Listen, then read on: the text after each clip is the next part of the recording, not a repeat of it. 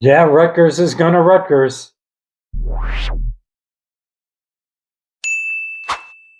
Hello, my name is Tom. Hope you are well prepared for the blizzard that's hitting the tri-state area this weekend.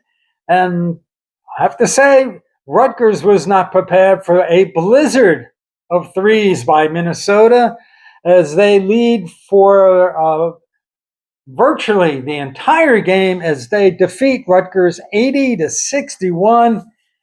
And, Rutgers, we were kind of feeling good about the program after last weekend. Some positive things, wrestling wins, a couple Big Ten basketball wins in a row. Things were pointing up.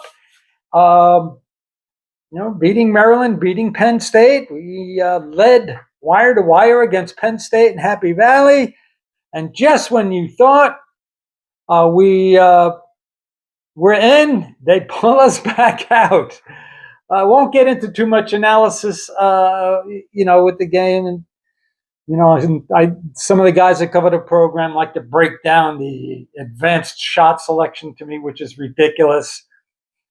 This whole thing about, well, it's not a modern offense because they're not taking all threes. It's not video games. It's real basketball.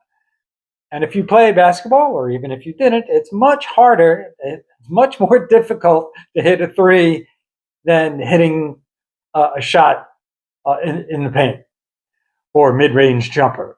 There's a reason why three-point shooting percentages are in the low 30s. They're difficult shots to hit.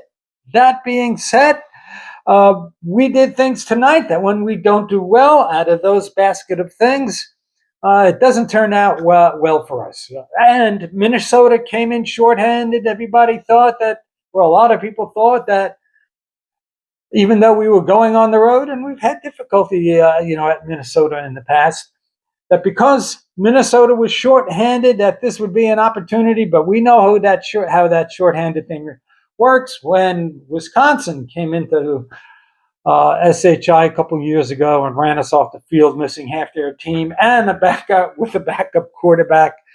That's always a bad sign, right? When the backup quarterback is in or a team is missing half their roster. Nonetheless, Minnesota got all of their scoring. Amazing. All 80 points from their starters as they shot 58% from three at 15 for 26. And as I stated, they led virtually the entire game, first 5 or 6 minutes. We had a lead. Both teams didn't get off to a great start. We jumped out to a little bit of a lead. I think we were up 6-2. But eventually Minnesota goes on like a 17-6 run. They take a 36-23 halftime lead. And boy, how many times does this happen when we score like 23 points in a half? I mean, our inconsistency, that tale of two cities where we're Jekyll and Hyde, we have two different personalities, half to half, game to game, player to player, players half to half, game to game. Haroon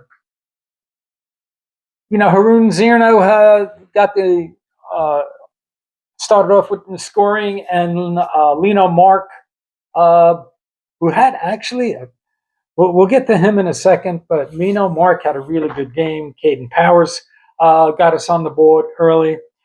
But Minnesota goes on a bit of a run. They take a lead. It's like 11-6, and then they eventually expand that lead to a 13-point halftime lead. And it was one of those kind of games, and those things, and when we don't do them well, and we don't do several of them well, it's going to be a bad night. And most of that revolves around inability to score, poor three-point shooting, and not being able to defend the three. And that certainly was the case tonight. We didn't shoot well in the first half. Once again, it was like low 30s. And then, of course, we come back in the second half. We played a little more even. But by that time, it was too late. But Minnesota did. They shot well. They shot well from three. Cade Tyson, 27 points, 10 rebounds. And he was 7 for 9 from three. And once again, did we not shoot well, did not score, could not defend a three, and the other team hit their shots. But we can't defend the guard position. This is not old Steve Peichel basketball. Even though we don't score, it's not the because we're playing an all-out effort, grinding kind of defense to stop the other team from scoring. We just can't score.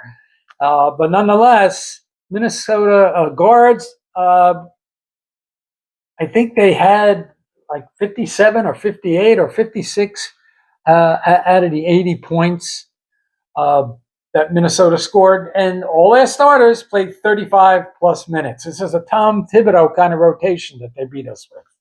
The overall Minnesota shot 60%. We're not going to win games if the opposition shoots 60%.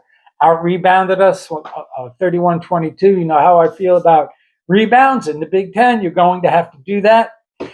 And we shot a respectable 39.5% from three, which for us is pretty good. But a lot of that, kind of, and we shot 44% overall, but that was kind of in the second half when the game was out of reach. Not a lot of free throw attempts in this game. This wasn't a game where one of the other things that in the past we haven't done well, that we're doing a much better job with this year, thanks to Tariq mostly. We shot 6 for 8 from free throw line, Minnesota 5 for 7. So it just came down to shooting and defense for us. This was not a game where Tariq was going to save us. He had 10 points on 4 for 12 shooting. Again, not a good high percentage shooting night, 2 for 5 from 3. Ironically, he did not get to the free throw line after the last game. Coach was saying he has a knack for attracting fouls and getting to the line. Not tonight. Harun Zeno kind of came back to earth tonight. 5 points in 23 minutes. The guy that's kind of either disappears or, scores double digits. J. Mike, 3 points in 17 minutes. Darren Buchanan, 2 points in 16 minutes. Badalau, I don't know what to say about him. He's a mystery. 0 points in 11 minutes. Bryce Storch and Chris Nwili, 0 points in very limited time. The rotation's kind of weird sometimes too. But Caden Powers, second game in a row, not super productive. 6 points in 26 minutes. And Agboli, 4 points and only 5 rebounds in 26 minutes. Again, not a lot of production at his center position. And I know people like to say, well, he puts the work in and an effort at rebounding. Yeah, he should be at his physical stature, should be dominating more on the boards. You have to be averaging double digits every night. Just to keep him as your starting 5 and being a competent rim protector. But at his size, he needs to be doing a little bit more. But that being said, there is some good news, and that Dylan Grant gets some pretty good production. In the past several games, he had the flu, then he scored double digits, maybe a 6th game into, that time frame where he was feeling under the weather. Hasn't had much production since, but he did have a good night last night. And 15 points, 5 rebounds on 5 for 8 shooting, and 5 for 5 from the free throw line. So good on Dylan Grant. But the breakout game tonight, Mark. He's starting to break out. He had a second double-digit scoring game in a row. And this was a guy that a lot of people kind of liked early on as having the potential. They didn't think he could be a scorer, at least from a shooting standpoint. He kind of just like a penetrating kind of guard. But it was 16 points, 3 rebounds, 3 assists on 6 for 7 shooting. And he shot 3 for 3 from 3 in his 23 minutes. So if you're looking towards the future, and hopefully we can keep him, Lino Mark might be a guy that can be able to step in and be a starter in the Big Ten. So, not a lot to take out of this game. We were flat. It's a game I worried about. Minnesota, something, about them just gives us problems, and they were shorthanded. They were at a disadvantage. We were going on the road, and we don't do well on the road, which is another old Steve Peichel team kind of thing. So I kind of felt that this game was not as winnable as some people thought it might be. Nonetheless, it's up to the rack Tuesday, weather permitting, against 13 and 14 Washington, who is a game ahead of us in the Big Ten. And so, there's not much to say here. Just go and beat them at home. And then it's off to Maryland, and then we get Montclair State. I think that's the second time I said that. Michigan State. And then we finish at home against Penn State. So on paper, there's 3 winnable games there. But you know how that on paper thing works with Rutgers. Never works out that way. I think we're probably looking at 2-2 at best. But if you win 3 games, you're 14 and 17. You got 7 Big Ten wins. And as bad as that sounds, beginning of the season, you'd be like, okay, this is better than we thought. We thought we were going to take up the basement, not get to double-digit wins. And the potential was there to not win any Big Ten games. So I think we beat all those metrics. And it's probably better than most people thought. Then it's a matter, what it comes down to is, look, I don't know if we're, you get into the tournament, you win a game, lose a game, and you're 15 and 18. Considering the holes on the roster and the lack of cohesion and not being able to play the kind of defense we want to play and no production out of the center position, that's would be kind of shocking, actually. That being said, going forward, how does, and I guess we can get more into this as the season ends and talk about this when it's more appropriate. But now that we kind of figured, we're not going to get to 15 wins. What's the roster look like? What's the roster construction going to look like? Hopefully, we can keep Tariq and he doesn't try and get a payday somewhere else. Our best productive our most productive player and leading scorer and free throw shooter.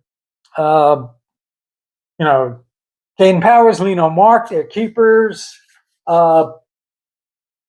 Bryce Dortch and Chris Newilly, I know people want to keep Newilly, but there's some development. There goes that word again. They're going to need some development. They need to come along a little bit more. So we'll see what goes on there. But those are 2 guys that you imagine will be on the roster next year. Bottleout, who the hell knows? This guy is like a mystery. Remember the first game of the year where you're like, okay, we got something here, and then we haven't heard from him since.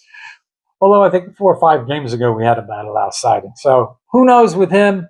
We'll need to find a rim protector and a competent scorer. And if we can do that, we can be a middle-of-the-pack Big Ten team, but everything else is going to have to come together. Now, a lot of people think because we have a general manager now and that we're becoming like, professional sports, and we have Rob Sullivan, and he'll be tasked with running the operations and business side of the program, and that, along with NIL and raising money, that'll get us to the promised land, but it won't. Being able to find guys that fit what we want to do and who are the right price, and be able to use the money that Kelly, apparently she's raised about $4 million, and we'll have that at our disposal. And, the general manager now, I know Steve Peichel has talked about, he's all for it, and it took 3 years to get one, and it sounds like he probably just wants to be a basketball coach, and I don't blame him. So if the new standard of athletic director as business developer, revenue generator, and marketing specialist can take the pressure off the coaches to do what they need to do, to build teams. Okay. But the pressure's on for Rutgers right now. You know, Seton Hall, in-state rival, 7-25 last season. What do they got? 19 wins now, and they're on the bubble of getting into the tournament. I mean, that's where we thought we would be by now. 19 wins a year, we'd be competing, we'd be on the bubble, getting into the tournament, and that's what we kind of envisioned. I kind of envisioned where we'd be by now. So hopefully, Rob could help find the guys who fit financially and find guys that can fit what it is Steve Piker wants to do. Then everybody puts their heads together and figures out, okay, this is what we have to work with. Let's do this. So are we going to be sitting on 19 wins next year and firmly on the NCAA bubble?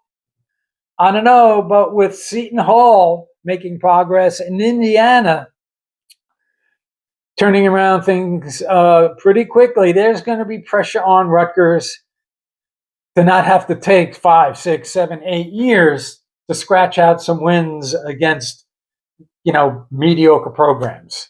We're going to have to start making strides, taking the next step, taking the next jump. And if, when you look at, Nebraska, you look at Indiana in football, if you can find guys that fit what you want to do, under-recruited, overlooked, guys that have a chip on their shoulder that you can coach and will play the way that you want to play, and you take advantage of what their skill set and psychology is and put them in positions to win, there's no reason why. If you can't win in basketball in the New York, New Jersey metropolitan area, I mean, other than, wrestling in New Jersey, I mean, how are we going to be good in anything? This area is ripe to be a basketball school. Nonetheless, that's